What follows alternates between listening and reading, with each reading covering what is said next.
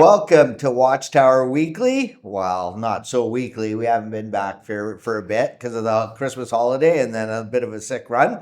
But we're back today, and today joining me are the two assistant coaches Ethan Smid and Caymen Froude. How you guys doing today? I'm doing well, thanks. Or this afternoon? Yeah, it's same around here. No, it's doing good. Doing good as well. All right. So as we go forward, lots to talk about, but let's start talking about your guys' history in the game. So we know you're well known on local boy. Yeah. I've broadcast most of your career. You also watched you grow in Pee Wee and stuff, so I've known you a lot. But let's go over it a little bit. You played your hockey here on the coast. Yeah, all the way through from U7 all the way up to U18. Yeah, up and down A and C, and yeah, it was awesome growing up here playing hockey here. Yeah. What's your favorite minor hockey memory? Gotta be when we hosted provincials U18. It's gotta be. Everyone, like my buddies that played on that team, that's still all we talk about. Even though some of them are playing college, and we just still talk about that year. So yeah, you guys packed the house for that one. Yeah, I don't think the fire marshal was too pleased. Yeah, I know. There was some complaints about that for sure, but yeah, screw them. It was awesome. Yeah, that was a great tournament. You guys did really well. Made it all the way to the final, and then Squamish, our nemesis, got that late goal. Yeah, they had our number all year because we had them in the regular season too, and I don't know if we got one on them, but every game was like a 1-goal game, so we knew we were right there. But I remember just heartbreaking goal against them last couple minutes. Yeah, I'll never forget that. That makes two of us. Ethan, your junior hockey or your minor hockey career, where was that? Yeah, I was in Williams Lake ever since U7 all the way up until last year when I came down here.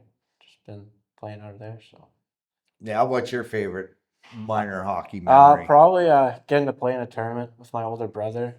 When I was in Bantam, I was able to move up to midget for a tournament and play with him. So that was really cool. Where was that tournament? Yeah, I was in Mackenzie. Oh yeah. Yeah. Do you remember the Richmond tournament? Which one?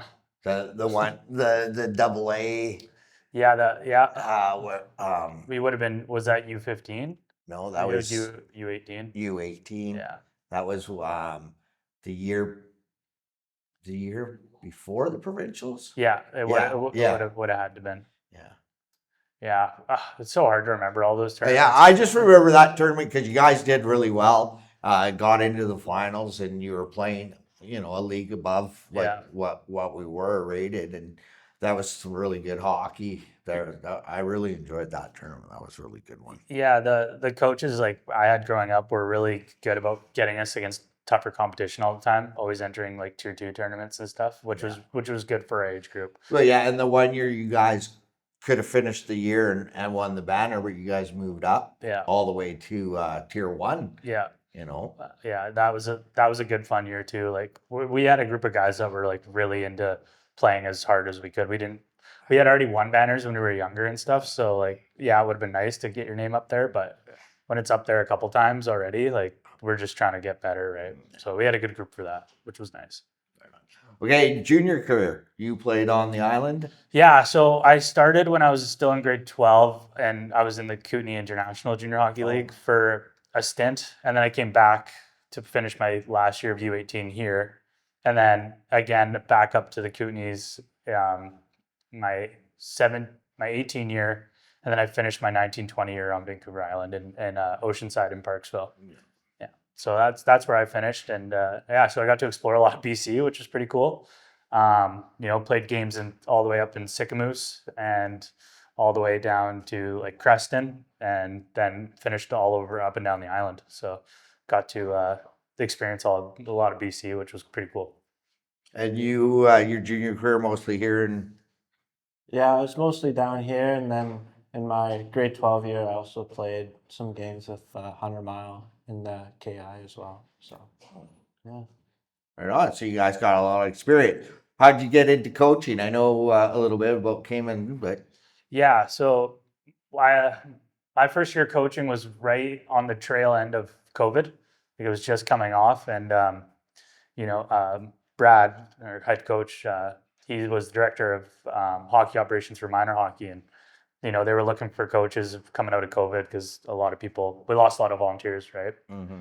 And I've known Brad a long time, but he reached out and asked if I was interested in coaching, and I remember sitting on the couch being like, "Whoa, I know if I commit to this, like I'm on the hook," right? So I sat and thought about it for a bit, and I was like, "Well, yeah, I want to stay in hockey," because I had that whole year off of COVID, where first year of my whole life I didn't skate. I skated one time in the winter, which was a weird feeling.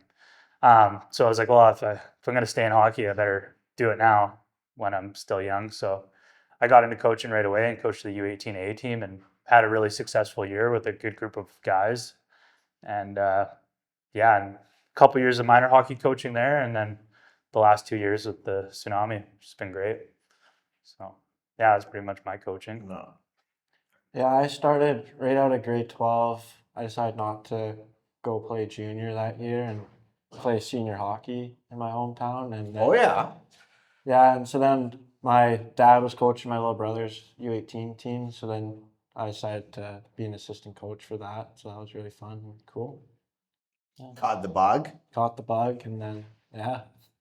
And now here you are on the Coastal Tsunami coaches. Yeah, that was fun. Like, How did that happen? Did you talk to Brad? Did Brad talk to you? How did it turn out? You come from a player and then end up behind the bench. So it all started like halfway through last year. I ended up breaking my wrist back in December, and I just walked in the facility one morning and came and was just like, "Do you want to go on the bench?"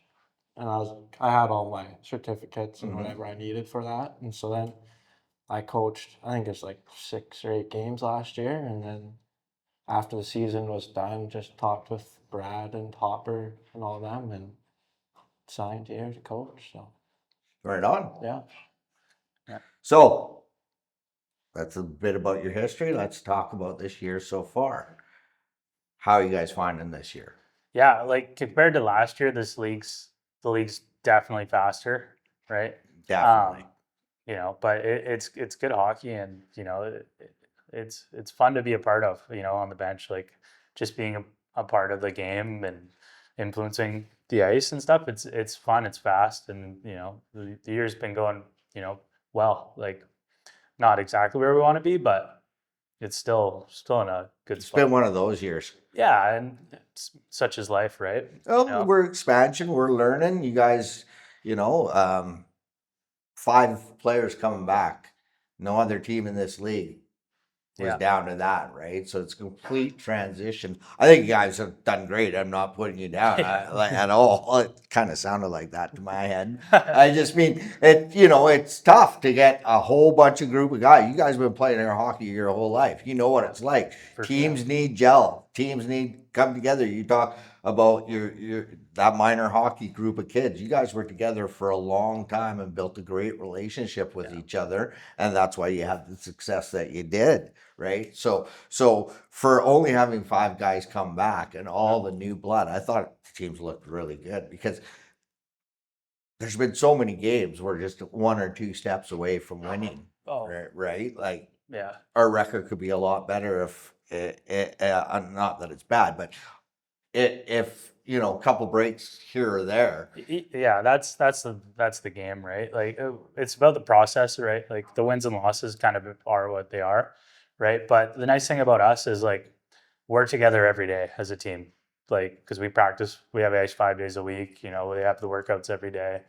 We're on the coast, so everyone's close, lives together, right? So to build that gel, like we don't have a whole lot of returning guys. But to build the gel and to build the culture, like we're all together all the time. So I think we have an advantage that way. We're bringing in the new guys. We're all together all the time. They gel faster because they're hanging out more, right? So that's the nice thing. Yeah. The thing about the gelling, like I've gotten to know these kids. We have a good bunch of good kids, right? There's a lot of kids. Speaking of which, I was watching Shorzy the other night. I saw Lars make his television debut. That's pretty cool. Playing for Team Mirabel, that kind of pissed me off. But then I realized it's just a TV show. Shut up. Yeah, he at the very start of the year, I remember he mentioned like when we were doing just tell us a fun fact about you. And he's like, oh, that's in Shoresy. I was like, really? Did you get me on? So I thought that was pretty Yeah. cool. Yeah. I heard through the grapevine, but I was like, shh, can't say anything. You're not allowed to talk about it, Yeah. right? Until it comes on the air. And so I watched the episode the other night. First thing, I can talk about it now. You can't say nothing. He's been on TV now. Yeah, that's kind of cool. Yeah. But so you got a good group of guys. And the thing for me is your road record is much better than you expected. Didn't you think coming into the year? Didn't you think the road was going to be the issue, not home? Or is that just my brain, old-fashioned hockey brain? Yeah, like you would think, right? But things, that kind of stuff happens. Maybe you can talk more about that from being like as a player last year and being on the road and the difference. Yeah, like I don't know, wouldn't say like we really expected it to happen, but it is good to have, good road record, and like it is really great playing in front of these fans, and we wish we could definitely, provide their fans more with some more wins, and we just we're just happy with like how we are playing on the road actually, because it is really tough coming from. It's a long day. Yeah. It's a long friggin' day. You're It's starting at you're getting here at 9 in the morning and you're playing at 7 o'clock at night. Yeah. Those guys in the city, like what they get to 4 o'clock, they get there and then they drive to wherever they're going. Maybe a little different on Chilliwack nights, but Yeah. most of the time they're traveling an hour and a half at the max. And for us, or for you guys, it's a full day adventure, and you don't get back till that 12:30 boat, right? So you're not getting home till 1 in the morning. Like it's a long journey, and to have the success that you guys have had on the road, you've played some great. And like even in the last game against Ridge Meadows, I thought you deserved a better outcome than what the final score was, because I thought you were the better team on that ice that night. Yeah, like it's tough in this. Just like growing up here, I'm used to the ferry, so. But definitely a learning curve at the start of the year. So I think like as the year's gone on, we've gotten better on the road. But like we said, we want to try to get back up to that standard here, right? Brad made a good comment about the home ice too. He said that crowd motivates the visiting team too, right? Because it's the best crowd in the league. Let's face it, right? There's no crowd like our crowd, right? Yeah. No. So these guys are just like any young hockey player. A big crowd gets you fired up, right? Yeah. Doesn't matter who if they're yelling at you or whatever. You want to do your best in front of it. So sometimes our big crowd, it's great. Helps out our team, but sometimes it helps out the other team as well, right? They get fired up seeing all the people in the building. Yeah. For sure. And sometimes it's easier to be that away team that comes in, because sometimes it's easy to be the villain, right? Like it's easy to get up for that, right? So that's why they had to change video game rules, because they had video games where you could be bad, you'd win the game easier, and they realize, oh, everyone will be bad. All right, so little bit. You do a lot with the first shift. Yeah, I do. It's been a really fun time. Tell me a little bit about the first shift program for people who are watching who might not know anything about it. Yeah, so it's a program we run. I believe it's like through the Canucks or something like that in Bauer. It's for kids that, I think the youngest kid we have out there is 2, and then to 6, I think. And so if they've never like skated or anything before, they come in, they get all hockey gear and everything that they need, and we have players from our team come out and coach, and then Sam, our billet coordinator as well, come out and coach them and teach them how to skate and stick. This gotta be fun, eh? Just having fun, and it's been really cool to see like the progress over like the course of the year. Like the start of the year, there's maybe 8 kids that could skate right away, and then now we have everyone like skating and just having fun. So it's really cool to see their progression. Yeah, it's fun at that age, because those young kids, you see them skate, and then the puck gets out there, and there's just this large group of little kids going around the puck. And it's funny because when I'm living in Red Deer, they had an over 80 league there, and it was the same thing. It was 80-year-old guys just following the puck around the ice, and I thought, you start doing that, you finish doing that. All right, that's the life cycle of hockey.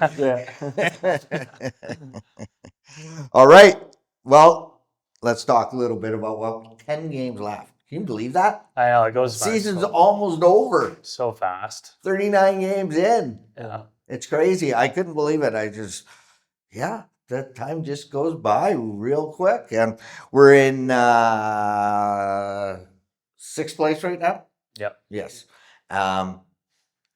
Richmond's going to Yeah. finish one. We know that. Richmond most likely going to finish two. Delta has a shot to catch them, but not much of a one. Yeah. Richmond would have to lose a lot and Delta would have to win a lot. But then from there on, teams are real close. So, right, what are you guys' expectations? Are you going for that fourth place spot? Or are you looking at the fifth? Or Yeah, like for me, like we want to win as much as possible going into the playoffs, right? So it's all about streaking, coming in, getting hot right then. Ideally, fourth that gets us home, right? Our record right now at home isn't as good as it should be, but we still want that home ice for sure, right? We want to bring a good playoff energy in Gibson's, right? So definitely shooting for that, right? And we got a lot of points to get against teams that were battling for those 4, 5, 6. That's right? a good thing. You got 2 games against Langley, 2 games against Burnaby, 1 against Richmond, Yeah. 1 against Poco, and then 4 against Chilliwack. Yeah, And they're the guys that are right above you, right? Yeah. So that's a good opportunity. There's 8 points right there. And it's really 16 points because you're taking the points away from them, right? So Yeah.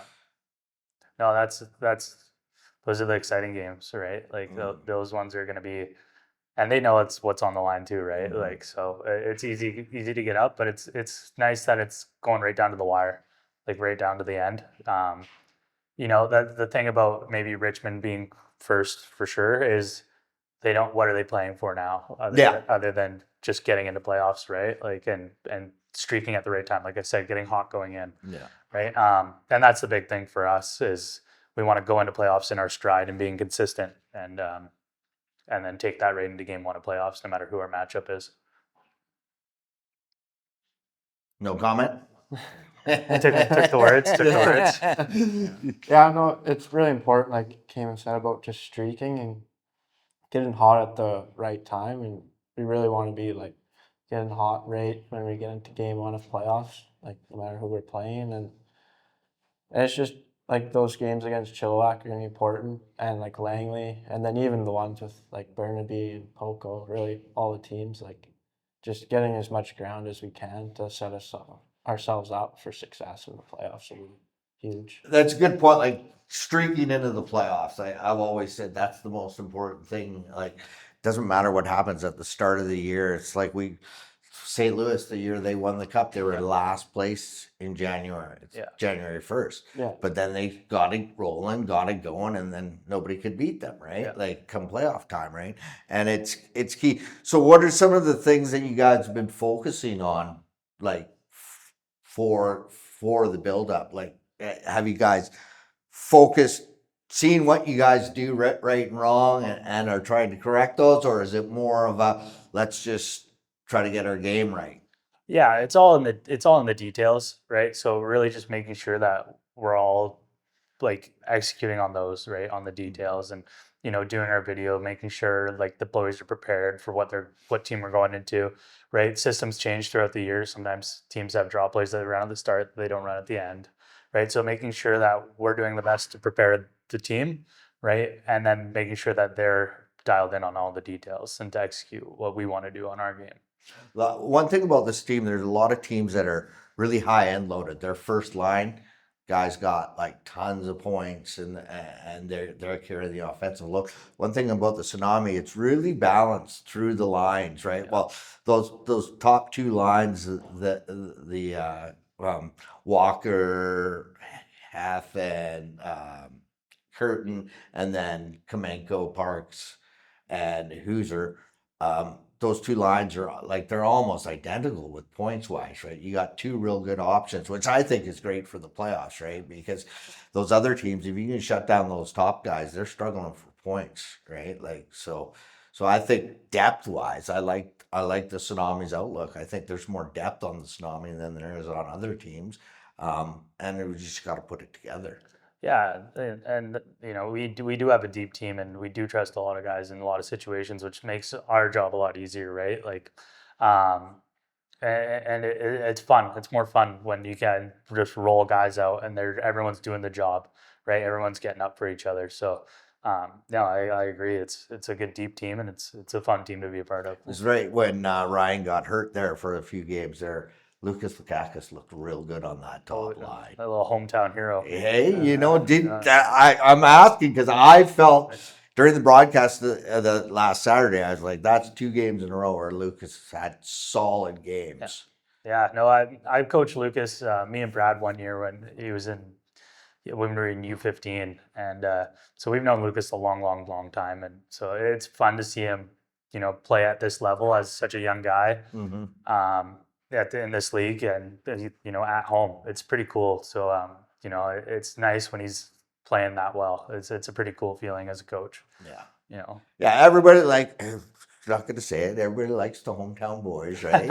And most of the other teams, there's got like 10 or 8 of them, 12 of them. Yeah. Most of their team are them. So it's really cool that we have a few kids on the team from here on the coast, and ones that, like say, well, like Ben Walker, I've been broadcasting him. I broadcast his whole midget career, and Rocky. I really like that because like the old broadcast got some feelings for those kids because you watch them grow, you watch them play, right? You broadcast their games for years and years and years, and then you get to see them move on and start playing some Tsunami hockey, and it's fun, right? Yeah. It's real fun, but it's also nice that we have those guys from out of town too, right? Because well, we get to we know it, like we grew up here, like it's beautiful here, right? And and you're from Williams, and it's a little bit nicer here. But it's cool for those out of town guys to come and experience like junior hockey, and that we can provide that here, in Gibson, right on the coast. So we've been trying to get a junior team here for so many years. And I'm really glad that it's working out the way it is, and you guys have been doing a great job. And so, what do you got planned for Saturday night? We'll put together a good hockey game. That's the game plan always, right? Make sure that everyone's prepared and have a good product on the ice against Langley, right? Big points on the line, right? Big points, right? They're right behind us. In the standings, trying to make a fight back and get ahead of us. And last time we played them was the Winter Classic in Richmond. So they're going to be hungry to get those points back, right? So you've had good games against them all year. Yeah, they're some of the most fun games. Like they're always close. Guys battle real hard. Yeah, they're a fast team. They're fast and they play hard, and it's always an exciting game against Langley. Yeah, it'll be a good battle for sure. Last thing I want to talk about is the upcoming game on the 31st, not this Saturday, but following week. And a sponsored game for Mihao.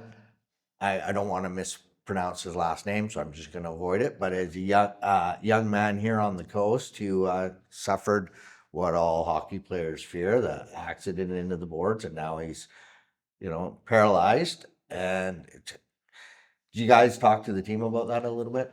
Yeah, we've had some meetings about it. We're out in the community right now trying to just get as many donations as we can to help support the family. Like it's so heartbreaking to hear. It's such a bad accident. Like that could happen to anyone at any time, right? That's the thing about hockey. Like we forget. Like it happens every year. Yeah. It happens every year. And all sorts of things happen, and we just, I don't know, as hockey players, sometimes we just don't think about it, or you don't. But then when like when I heard, I was just like, the Panthers, the Friday night guys, the most casual hockey on the coast, right? I haven't played Panthers hockey. It's just a bunch of relaxed guys just going out and having a light skate, right? Yeah. That's the last place you think a horrible accident like that would happen, and there it is. And so did you guys talk to the team about potential injuries and stuff? Is that something you guys talk about in general? Because it's happened, especially this year for the Tsunami. There's been nothing but nonstop injuries, guys missing games left and right. Is that a conversation that you talk about a lot, or is it just something everybody just knows? Yeah, I mean, both for sure. Like everyone knows the risks of like hockey and especially at this level, but we try and do our best, and especially with like our athletic therapist and making sure that the guys are right in the gym and taking care of their bodies, right? So they're strong and physically fit for the big bumps because it's fast and hard out there, right? Like, Ethan, broke his wrist last year and Yeah. just a fluke accident, right? Like, and um, just making sure the guys are taking care of themselves out on the ice, especially in practice, right? And playing hard, but taking care of each other because at the end of the day, we all gotta get out of the rink okay, right? So and we're just trying to make sure that we raise awareness too for Mihao and make sure that we get some donations for him to help support him because that could be any of us at any day, right? And it's a tough blow for our community. He's such a big part of our community. Yeah, right? yeah, he's a well-liked guy. A Yeah. lot of people know him, and it's very sad. And we're a hockey community, so we're gonna Yeah. support them. And the Tsunami are doing a great job. And there'll be a after the game. Is it a Friday or a Saturday? Is the 31st? Saturday. It's the Saturday Yeah. game on the 31st. Saturday. So it's the Saturday game. And then after the game, there's going to be a donation and a Silent auction. silent auction. You don't have to attend the game to Nope. come and see that. That'll start at 7:30 in the room upstairs and at the Sunshine Coast Community Center and Arena, or how me and Steve like to call it, the Watchtower. Yeah. Yeah. But so people, if you're watching this and you have time and have a little extra money, come and help support a young man. He's been terribly injured playing the game that we all love so much. Yeah. The game that we all think about way too much. Yeah.